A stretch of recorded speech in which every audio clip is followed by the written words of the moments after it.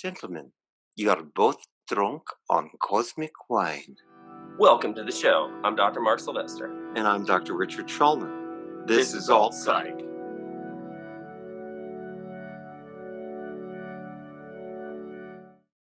Well, thanks for joining us this week. We have a very special guest, as promised, and it turns out she did show up, so all my fears were unfounded.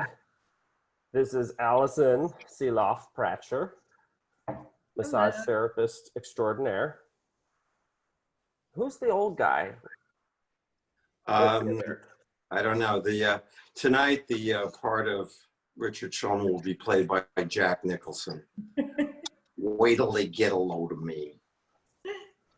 All right, someone escaped the asylum. I see. Escaped? I have the key.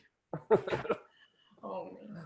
I'm excited about today because Allison's a very special guest and a very special friend of ours and does some very special work, which we've talked about briefly on previous shows. But we're going to get into some cool stuff today that I think is really going to help explain why massage therapy is so much more than just a relaxing hour of muscle rubbing. So how do you explain the core approach that you provide to your clients, and like how is it different from a typical massage therapist? How have you managed to integrate it into mental health and overall physical health and wellness? Well, first off, I just want to say thank you for having me on your show. I'm honored to be here. And I have been licensed for the last 10 years. So over those years, I've taken many different certifications and licensing on all different techniques. And I've just created my own way. Hey, is your set on fire there? I see smoke going everywhere. That's my Nag Champa. Oh, bless you. Yes. It's incense. Everything's good. No need to call the fire department. You wanted something special, Mark. Sorry, so safety first. Is, Safety first. Go on. Thank you. So now I'm distracted by the smoke. I told you that's what I'm here for. Awesome. But thank you for that. So the way that I approach the body in each one of my massages is I heard a quote and it really resonates with me, and it's, your body knows exactly what it needs to heal itself. The obstacle is to silence the mind. So whether you are coming in for just a Swedish relaxation massage, there is more going on a spiritual level. So I don't always like to downplay or give less credit to relaxation massages or just calming massages, because a lot of times that's what people need to just have that space to let go. And if you're relaxed, then your body is able to move in the way that it needs to and to kind of find its own path. So sometimes there's blockages that just by relaxing and letting go for that hour can make you feel lighter through the rest of your day or your week or your month. So that's the way I think about it. I mean, the blockages can be energetic blockages. They can be lymphatic blockages.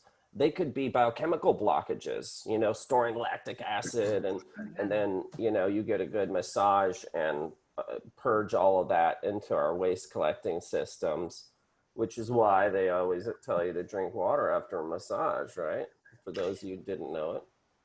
That is one of the reasons. The other reason is water is so good for you. You should drink high quality water all day anyway, whether you have a massage or not. I think water is definitely vital and all day, every day.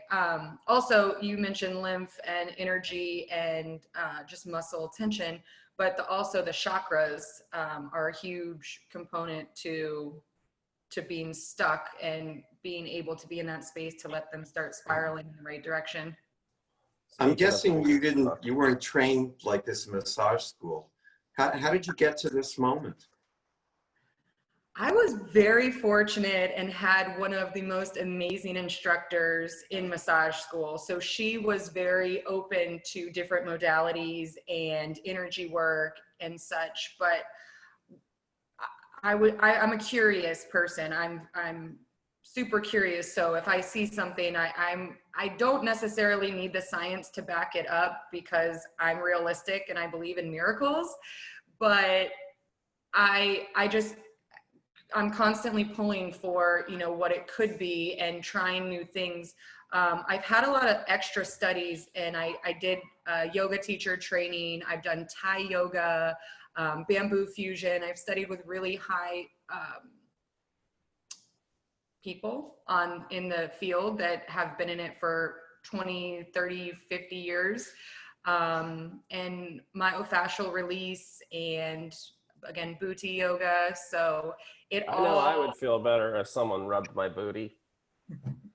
The booty is B-U-T-I. Ah, I no know. wonder that therapist was offended when I asked them to rub my booty. It's just as cool though, because it is a Sanskrit for the cure that's hidden within. So it's not an anatomical booty, but it's just as cool, I think. What I love about you, Allie, is you have a presence of energy in the room, and you prepare for your sessions, it seems like, in terms of getting centered yourself, being grounded, channeling your chi, crouching your kundalini, you know, fondling your inner child, whatever it is that gets you into this space in that home within the homeostasis. When you connect to nature and yourself in that way, and then you lay hands on somebody, it's a completely different experience. I believe I would not be able to do it any other way. It is not only for the person who is receiving, but it's also for myself. Being in this field, as I know you guys probably know a lot, is that you don't want things to stick to you as the giver. So you want it to move through you. And that is something that it's a very ritualistic thing for me. Prior to having people, prior to laying my hands on people, as well as while I'm massaging, I also have this energy that I like to call in that runs through me, and people can feel it. And it's a dope experience. It's so cool for people to feel and to see clients and build that relationship with them, and they come in and, you know, their shoulders are to their ears, they're like, oh, I'm good, how you doing? And when they leave, they're like, thank you so much, you're great, I felt that. And then, you know, I felt the shift, and then they'll call me and they say, I don't know what you did, but the gig that I was waiting to hear from for the last 30 days that I've been praying for and begging for, they just called me after this session. And it's so magical, and it's so beautiful to be able to witness it and experience it and provide it. I mean, that's one of the coolest part about it, that is sort of the magic, I think, is not only the movement and the energy work and creating that healing space with aromatherapy or nag champa, which is lovingly burning there. Are you sure the corner of your desk isn't upstairs? I'll move it. No, I'm just being observant here. But it's deeper than that, even. Like, we got to go down the rabbit hole deeper, because we talked before in previous episodes about energy work and kind of storing stress in the body, how it gets macroscopically and microscopically stored and energetically stored, and the consequences of that building up week after week, month after month, year after year. And not letting go of stress can lead to disease in ways that people don't appreciate or understand. And if you look at the word disease, it's dis-ease. Your body and your mind are at disease, and usually they're not at that homeostasis, like you said, where the body is in balance and really working together for the main goal. I know I always like to say that it's healthy to release anything that is no longer serving your highest good. So a lot of times they say that in yoga practices, but really it comes to all type of body work. And sometimes it's just the tools and the tools and the energy that can help people release that, because it's subconscious. Not many people know. If you know that you're carrying a big weight behind you, you know, most people would just cut it off and keep moving. The weight no longer serves you. It's not doing anything for you. It's so deep within you that you might not know. It could be from childhood. It could be from last week. It could be from a past lifetime. Let's not go down that rabbit hole today. I know it's That's not that. the hole we go down all the time here. I live there. I live with you. I live in the hole next to you. He's hammered on cosmic wine right now. Yeah, nice. You know, what you're describing is not unknown to me, because I work with body therapists and I process the emotion that comes. It sounds like your technique will bring up a lot of emotional stuff. How do you handle it? Love, comfort, being in a place of no judgment at all. And I need to be clear here too, is that when we're talking about emotions, I know a lot of times people get scared that, oh, their deepest trauma is going to come out. And I've had people laugh so hard they want to pee themselves on the table because they're laughing so hard. And it's a memory that came up from their childhood that was just hilarious or funny, or, you know, the tickle monster, you know, when you're a little kid and people tickle you, and that comes up, and it's cool that way too. So it's not just trauma, and you can have beautiful, you know, things that beautiful emotions attached with you, and that's okay to hold on to. When it comes to the emotions that don't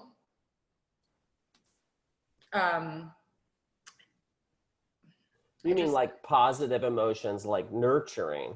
Like nurturing, yeah. So that's how I deal with the things that come up, is very nurturing and loving in a non-judgmental way. I know I went off, but coming back to that. That was fine.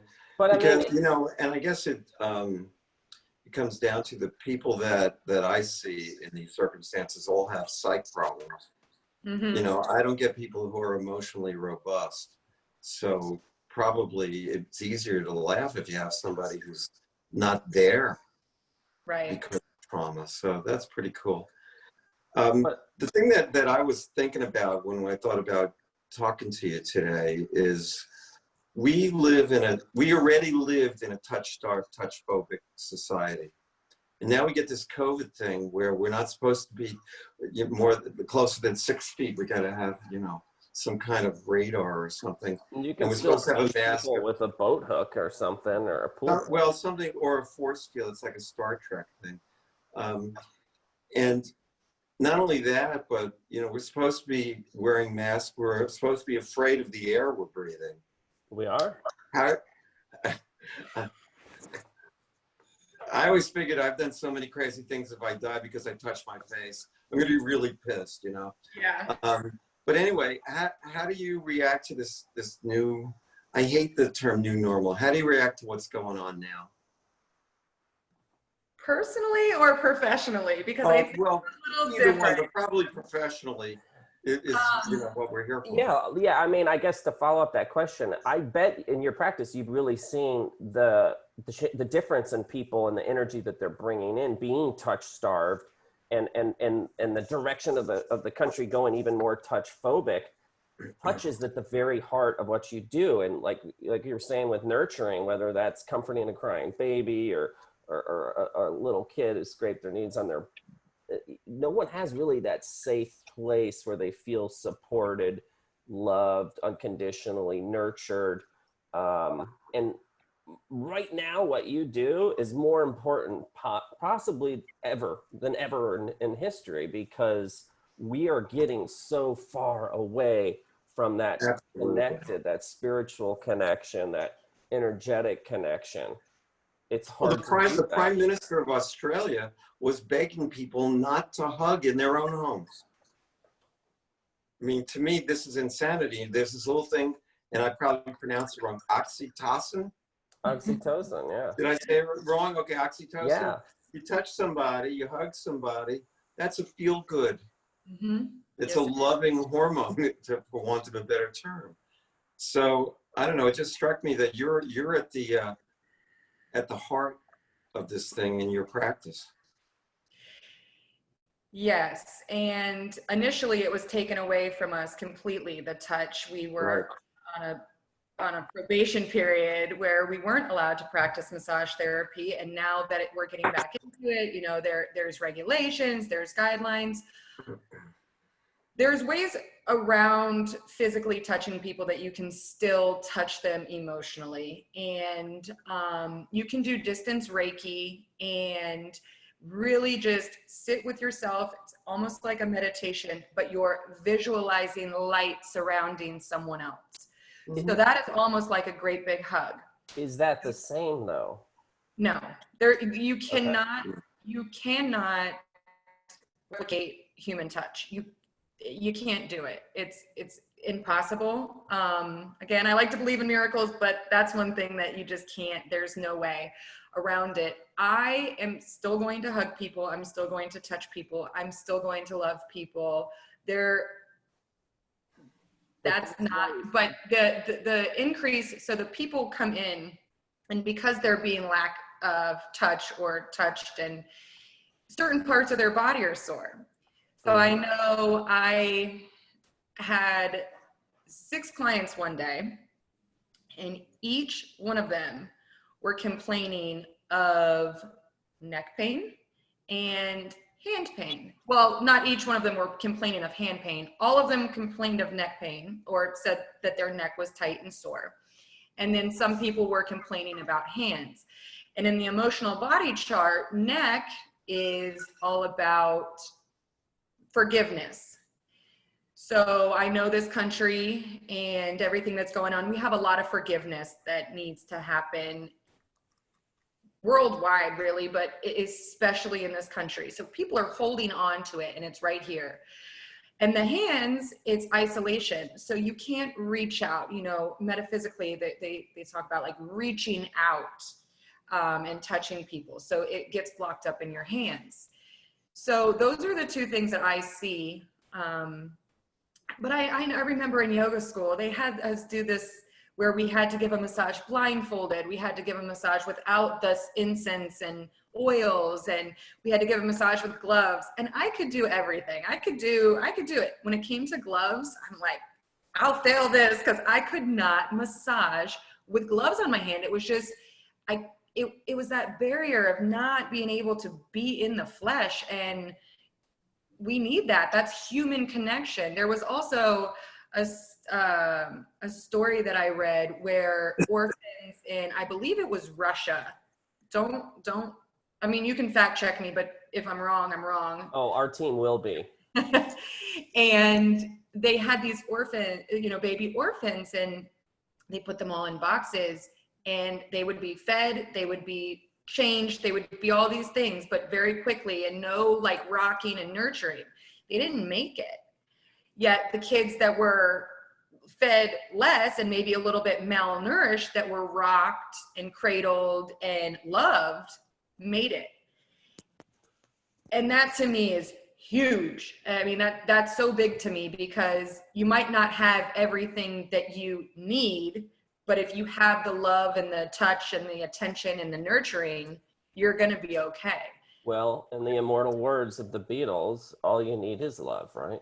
All you need is love. But there's actually a study where they had monkeys raised with a kind of a teddy bear monkey and one with a wire monkey. It was a Harlow's study. I actually knew one of his grad students was a professor at USF, and he actually said Harlow was a drunk, but the grad students did all the work, but the study was good.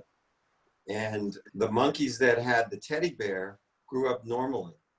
The ones with the wire mother, and they both had food coming from that mother. The ones who were raised with the wire mother had all kinds of aberrant behaviors. So there's a lot of data on this about attachment and nurturing to create health in people. Well, and the reason why we wanted to have you on right now is because what you do is critically important at this moment of human history. I think of like, you ever gone like a couple days without eating, or you're just super, super hungry, and you could and then the food that when you eat it just tastes like so much better than you could ever remember it tasting. It's because of that absence, right? That hunger, that biologic urge and need for satiety in that example. Well, we are emotional, social beings. We all have that need for the touch and the connection. No man is an island. I am curious how you're going to see things changing, because you're getting people who are coming in touch starved, like Dr. Schulman was saying, and then you're working with a totally stacked deck, and your ability, I guess, to heal is going up with the proportionally with the fear and the distancing that's going up as well. That's just amazing to me that you can restore that in such a short, in an hour. And the clients that were scheduling hour massages are now scheduling 90 minutes, and the clients that were scheduling 90 minutes are now scheduling 2 hours, because they are so thirsty and they need that. Like you were saying, they definitely need it more. And I feel so honored that I get to be the person to facilitate that, because it is a very beautiful thing. And more comes up in the sessions, more emotion comes up. I mean, you guys know you can't hide. I mean, I'm hiding under a rock and I still know Right. of the the road, everything that's going on in the world, and mainly in our country, and the divide and things that are going on really get to people. And I myself included, it happens. So when they're able to relax and let go and feel nurtured, and if something comes up, you rock. You're safe. You're supported. You're grounded. You're nurtured. Absolutely. And not only by me, but by the universe. And just to have that your reminder that the power is there and it's within you, and it all starts within you. And if you have any parents that are listening, also going a little off topic, I was homeschooling our son Justice, and this was before COVID and everything, and spending so much time together. When you have a mini you start to bump heads. And we were just at it, and it was a couple days like this, and too much time, no school, no breaks, no social, kind of like it is now.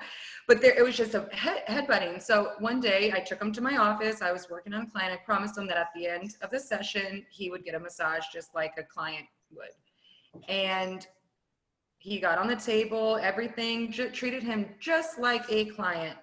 And as he was halfway through the session, he opened his eyes and he looked at me. He says, "Mom." Now, before this, I was praying that he would just praying or setting the intention that he would just understand how much I love him, and this is why I'm doing what I'm doing. Ooh. And halfway through the session, he says, "Mom, I'm really thankful you're my mom, and I know how much you love me." No words were said. We weren't talking through it. It wasn't like I told him I was going to get him ice cream after, and he said, "Oh, thanks for loving me." That's what my kids do. "I love you, Dad. Let's go to Minji's." So just knowing that you don't have to say anything to get the message across. And sometimes your kids definitely need that. And now it's cute because being at home and being isolated and moving also with not many friends up here, I'll have him set up a Zen space, and he'll pick up, now I'm a massage therapist with Nag Champa and singing bowls and salt lamps everywhere. So he'll put like 100 things in his Zen space, and we'll trade massages, and we don't say anything. You just touch and love. And it makes a huge difference for parents. So if you're planning on homeschooling, if you've been locked up, if you're in that zone, side note, just set up a little space and give your kids some honest love. And I think that's another thing as far as touch. Not everyone associates touch with happiness or feel good. sometimes touch is abused or put into a separate box, where I know some clients come in and they're like, oh, I don't want you to touch this or that, or, you know, feet, they don't want them, they're embarrassed. So, you know, there's many things, but touch, teaching your kids and being open to a healthy touch is healing. I mean, that's why they call it healing touch, I would, and literally that's what you're doing. And you're not just healing the energy and the emotions, you know, because if this goes on long enough, you're healing the body itself, because not letting go of stress causes diseases. You know, we were talking before the show about emotions running in certain organs. You can get organ dysfunction. I mean, that's what in allopathic medicine, that's what they call end organ damage, except this is being you know, it's not from smoking or eating too many cheeseburgers. It's from not having the emotional support and the energetic flow through your body as it's naturally supposed to do. So yeah, you could be, give us an example of an organ and an emotion that run together. I think it all piles up to everything, you know, if you're stressed, even if you don't know why you're stressed, if you're stressed, you might eat a cheeseburger and then that leads to that, and it kind of trickles down and it's the ripple effect.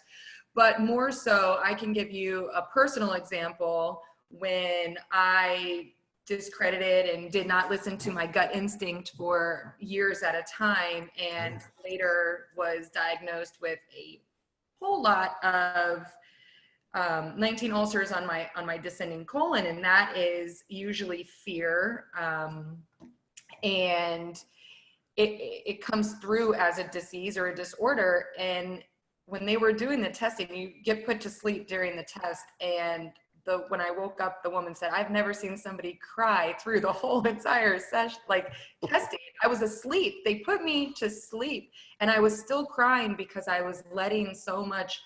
It was rewiring my whole entire digestive tract. And I know you guys talk a lot about the gut brain health and mental health and how that all goes together. And it does. They also say anger and your liver. And if you think about, you know, alcoholism and people who are drinking and they don't even know why they're drinking, but it's that subconscious level of anger stored in your liver, which again causes the disease. And it causes the disease at the anger, because then you're putting alcohol into your body, and it's just breaking down everything.